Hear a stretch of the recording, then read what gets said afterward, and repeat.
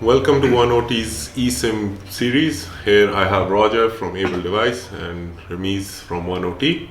Today we would like to touch, let's say, the sensitive topic of IoT security. As you know, we're talking about billions of devices coming to the market, but how do we secure them? Roger. Yes, it's actually a huge problem in the industry. There's all sorts of devices right now that are in the field, legacy devices that are basically insecure other than the over-the-air GSM encryption. The devices themselves are highly susceptible to attack based on the architecture and the level of components that are in devices. A lot of cases, devices are built based on cost and basic functionality, and security is an afterthought when it really should be the thing you start with.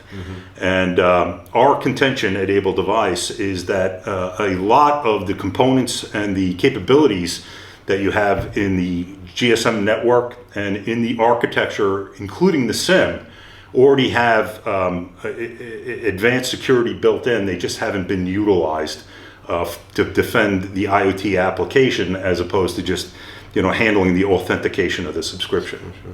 Yeah, because we've probably I've read it over some news articles that devices were connected, and a simple device such as a street lamp or a fridge, which was not, let's say, so secure in that manner, was an access to the hackers to the whole infrastructure.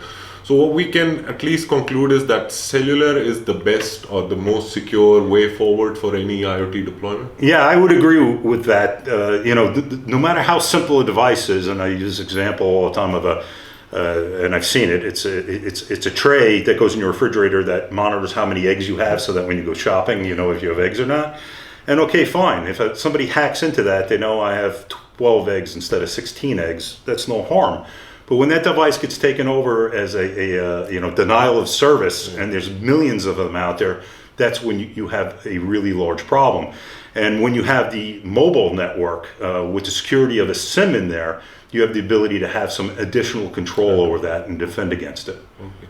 And I can establish the fact that SIM is secure, the cellular network is secure, but can you shed some light on how the modems or the modules are also secure, or how can our clients put some kind of security checks on their side to make it even more secure?